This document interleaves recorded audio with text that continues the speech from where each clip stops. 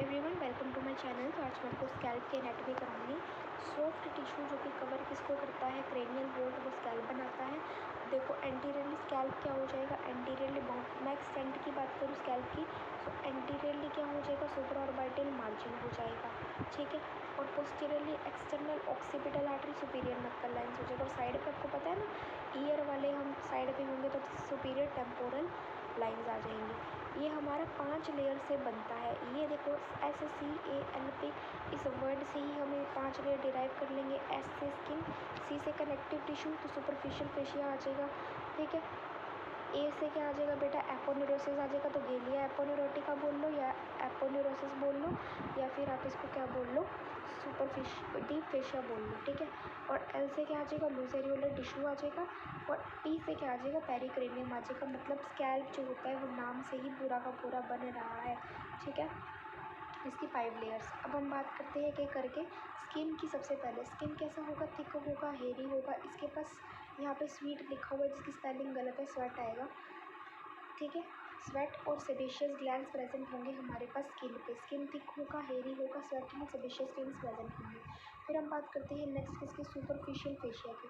अब superficial fascia क्या है, हमारा सेंटर के अंदर डेंस है। ये हमारे पास मोर फाइबरस हो जाएगा, dense in the centre, blood vessel यहाँ पे होगी। और ये हमारे पास क्या करेगा, बाइंड करेगा स्किन को सबजसेंट एपोन्यूरोसिस के साथ। स्किन को सबजसेंट एपोन्यूरोसिस के साथ बाइंड करने वाला कौन होता है, superficial fascia. It bind the skin to the subjacent aponeurosis and provide proper passage of the vessel and nerve of skin. Proper passage of the vessel and nerve of the skin provide करता है। मोर fibrous होता है, dense होता है centre के अंदर, इसके पास बहुत सारे ब्लड वेसल है और ये प्रॉपर पैसेज प्रोवाइड करता है skin, nerve to the skin and blood vessel को प्रॉपर पैसेज प्रोवाइड करता है, bind the skin to the subjacent aponeurosis. अब ऑक्सीपिटल फ्रंटालिस मसल है, तो यहाँ पे क्या हो जाएगा, 2 बेल्स हो जाएगा। कौन कौन सा, एक हो जाएगा ऑक्सीपिटल एंड एक हो जाएगा फ्रंटल, ठीक है। तो 2 बेल्स हो जाएगी, ऑक्सीपिटलिस और फ्रंटालिस, ठीक है। तो इंसर्ट कहाँ पे होगा बेटा, ये एपिक्रेनियल एपोन्यूरोसिस के अंदर इंसर्ट होगा, एपिक्रेनियल एपोन्यूरोसिस के अंदर इंसर्ट होगा। फिर आ जाएगा सेकंड ऑक्सीपिटलिस के बारे में कहला। ऑक्सीपिटलिस कैसा होगा, छोटा होगा और सेपरेट होगा, ठीक है। ये राइज करेगा लेटरल 2/3 ऑफ द सुपीरियर नक्कल लाइन्स, यानी कि सुपीरियर नक्कल लाइन्स पता है ना आपको, पोस्टीरियरली प्रेजेंट होती है। ये वहाँ पे राइज करेगा लेटरल 2/3 ऑफ द सुपीरियर नक्कल लाइन, स्मॉल होगा, सेपरेट होगा। सप्लाई किससे होगा, posterior auricular branch of the facial nerve, posterior auricular branch of the facial nerve से वो होगा, सप्लाइड होगा। फिर इसके बाद हम फ्रंटालिस की बात करें तो ये हमारे पास लार्ज हो जाएगा, ये हमारे पास यूनाइटेड हो जाएगा पार्टली। ये राइज कहाँ से करेगा, skin upper of the eyelid, skin upper of the eyelid and forehead पे। सप्लाई किसको करेगा, by the temporal branch of the facial nerve, supplied by the temporal branch of the facial nerve, ठीक है। ये हमारा सप्लाई हो जाएगा temporal branch of the facial nerve से। फिर टेम्पोरो पैराइटालिस है, तो टेम्पोरो पैराइटालिस है तो लेटरल साइड, टेम्पोरो तो लेटरल साइड पे है। ये अराइज करेगा टेम्पोरल फेशिया से, ठीक है। एंड फ्यूज किसके साथ कर देगा, एपिक्रेनियल एपोन्यूरोसिस के साथ, ठीक है। सप्लाई किससे होगा, ये temporal branch of the facial nerve से। सेम ये भी temporal branch of the facial nerve से हो रहा था, ये भी temporal branch of the facial nerve से हो रहा है, मतलब फ्रंटालिस भी और टेम्पोरो पैराइटालिस भी। अब हम बात करते हैं एपिक्रेनियल एपोन्यूरोसिस की। ये हमारा पेरिक्रेनियम पे फ्रीली मूवेबल है। इसके अटैचमेंट की बात करें एंटीरियरली, पोस्टीरियरली, साइड पे और एक्सपेंशन की बात करें। एंटीरियरली क्या हो जाएगा, एपिक्रेनियल एपोन्यूरोसिस, एंटीरियरली किसका इंसर्शन हो जाएगा, फ्रंटालिस का, ठीक है। और फिर उसके बाद हमारे पास क्या आ जाएगा, पोस्टीरियरली एक्सटर्नल ऑक्सीपिटल प्रोट्यूबरेंस और हाईएस्ट नक्कल लाइन प्रेजेंट होगी between the occipital palace. Side में क्या हो जाएगा, सुपीरियर टेम्पोरल लाइन हो जाएगा और एक्सटेंशन किसका हो जाएगा, जाइगोमेटिक आर्च का हो जाएगा। एंटीरियरली क्या होगा, फ्रंटालिस होगा, पोस्टीरियरली सुपीरियर नक्कल लाइन्स और कौन सा हाईएस्ट नक्कल लाइन्स आ जाएगी और एक्सटर्नल ऑक्सीपिटल प्रोट्यूबरेंस आ जाएगा। साइड पे सुपीरियर टेम्पोरल लाइन्स आ जाएगी। एक्सटेंशन किसका होगा, जाइगोमेटिक आर्च का। ये फ्रीली मूवेबल है पेरिक्रेनियम पे। अब लूज एरियोलर टिश्यू की बात करें, एंटीरियरली क्या हो जाएगा, आईलिड्स प्रेजेंट होगी, पोस्टीरियरली सुपीरियर नक्कल लाइन्स प्रेजेंट होंगी ईच साइड पे सुपीरियर टेम्पोरल लाइन प्रेजेंट होंगी। ये पैसेज देगा इमिशरी वेन को। अब इमिशरी वेन का क्या काम है, जो इंट्राक्रेनियल वेनस साइनस है ना, उसको किससे जोड़ेगा, एक्स्ट्रा क्रेनियल वेनस साइनस से जोड़ेगा। इंट्राक्रेनियल वेनस साइनस को एक्स्ट्रा क्रेनियल वेनस साइनस से जोड़ने वाला होता है हमारे पास इमिशरी वेन। ये हमारे पास एंटीरियरली आईलिड है और पोस्टीरियरली सुपीरियर नक्कल लाइन्स है। ईच साइड पे सुपीरियर टेम्पोरल लाइन्स है। ठीक है बेटा। अब हम लोग बात करते हैं पेरिक्रेनियम की। पेरिक्रेनियम हमारी फिफ्थ लेयर है। ये लूजली अटैच कब हो जाएगी, किससे, बोन के सरफेस से, और लेकिन फॉर्मली एडहरेंट होगी सूचर से। ठीक है। सूचर कहाँ में प्रेजेंट होता है, स्कैल्प के ऊपर ऐसे करके ऐसे पड़े होंगे सूचर, स्कैल्प के ऊपर सूचर्स प्रेजेंट होते हैं। सो लूजली अटैच होता है तो एक तो किससे, बोन के सरफेस से, और हमारे पास formally एडहरेंट to the sutures.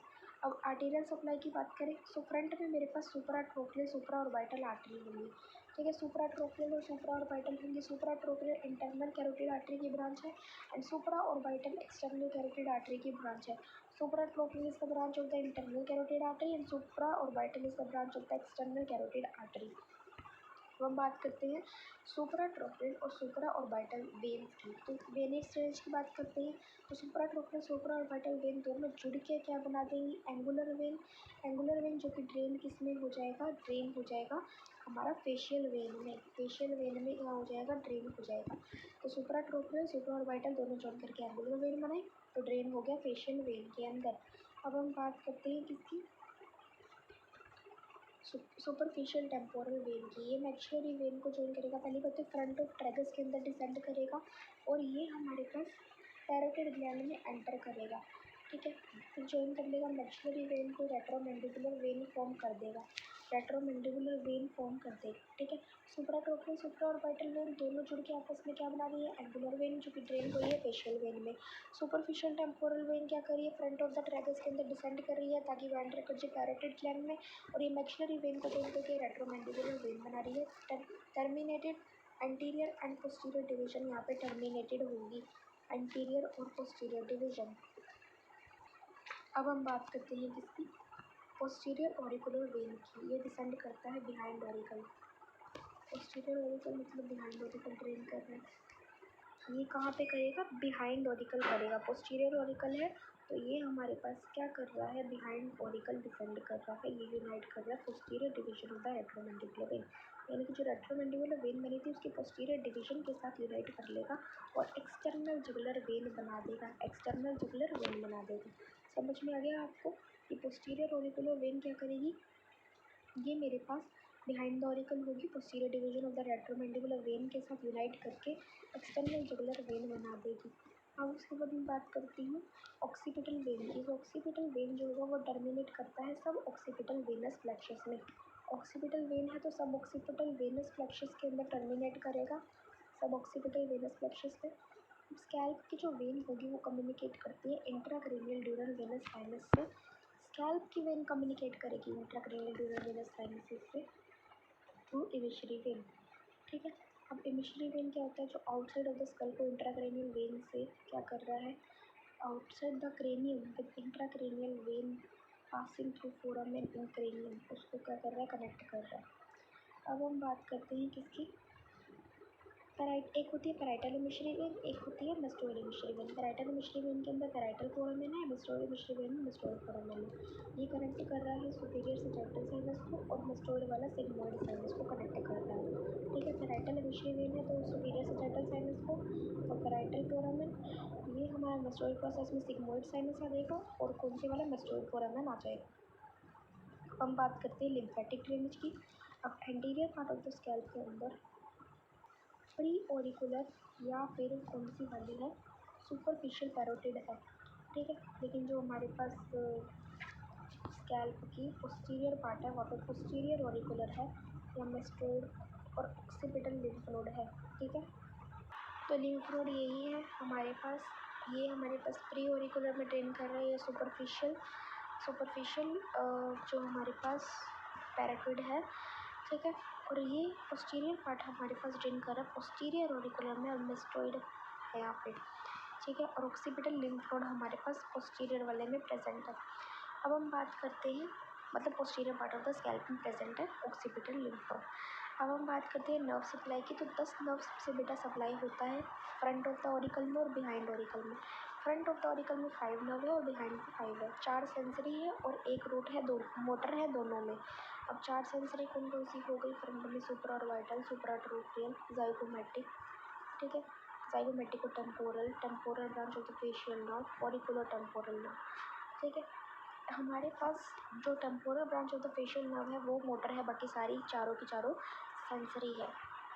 Supra orbital, supra ट्रोपियल, zygomatic और टेम्पोरल, उसके बाद temporal branch of the facial nerve, auricular temporal. Temporal branch of the facial nerve सिर्फ मोटर है, बाकी सेंसरी है। फिर उसके बाद क्या आ जाएगा? बिहाइंड ऑरिकल क्या हो जाएगा? ये तो फ्रंट ऑफ ऑरिकल में था। बिहाइंड ऑरिकल क्या हो जाएगा? Greater auricular nerve, posterior auricular nerve, lesser occipital, third occipital, greater occipital, ठीक है। Greater auricular nerve, posterior auricular nerve, lesser occipital, greater occipital and third occipital. Sense यहाँ पे motor कौन सी है हमारे पास? पोस्टीरियर ऑरिकुलर, बाकी सारी सेंसरी है। अब क्लिनिकल एनाटॉमी पढ़ते हैं स्कैल्प की। सो क्लिनिकल एनाटॉमी में यही है कि जो लूज एरिकुलर टिश्यू है वो डेंजरस एरिया है स्कैल्प का। क्यों डेंजरस एरिया है लूज एरिकुलर टिश्यू? क्योंकि यहाँ पे इमिशरी वेन कोर्स करती है, जिसका क्या काम है? ये क्या करती है? ट्रांसमिट करती है इन्फेक्शन स्कैल्प से क्रेनियल वेनस साइनसेस में। स्कैल्प से क्रेनियल वेनस साइनसेस में इन्फेक्शन को ट्रांसमिट करती है। इसीलिए क्या होता है? Dangerous area of the scalp, loose एरिकुलर टिश्यू, जो कि इमिशरी वेन यहाँ पे कोर्स करता है स्कैल्प से। कहाँ पे? क्रेनियल वेनस साइनस के अंदर इन्फेक्शन ट्रांसमिट होती है because of the abundance of the sebaceous glands. यहाँ पे सेबेशियस ग्लैंड्स बहुत ज़्यादा प्रेजेंट है, तो सेबेशियस सिस्ट आ जाएगा स्कैल्प के अंदर। सेबेशियस सिस्ट कॉमन साइट है। फिर उसके बाद अगर ब्लड कलेक्शन हो गया लूज एरिकुलर टिश्यू के लेयर के अंदर, ठीक है, तो क्या हो जाएगा? ब्लड की कलेक्शन स्वेलिंग कर देगी स्कैल्प की। स्कैल्प की क्या कर देगी? स्वेलिंग कर देगी। सो आई होप ये क्लियर हो गया होगा। एक तो सेबेशियस ग्लैंड्स प्रेजेंट होंगे, सेबेशियस सिस्ट आएगी, ब्लड इकट्ठा हो गया तो क्या हो जाएगा? स्वेलिंग आ जाएगी। लूज एरिकुलर टिश्यू डेंजरस एरिया क्योंकि मिशरी वेन यहाँ पे कोर्स कर रही है एंड इन्फेक्शन ट्रांसमिट हो सकता है क्रेनियल वेनस साइनसेस में थ्रू दिस, ठीक है, समझ में आ गया? स्कैल्प से क्रेनियल वेनस साइनसेस में इन्फेक्शन ट्रांसमिट कर सकता है। आई होप यहाँ पे स्कैल्प मैंने बिल्कुल अच्छे से क्लियर करा दिया। Thank you so much for watching. मुझे लगता है आपको समझ में आ गया होगा। आई होप एंड वो बाय।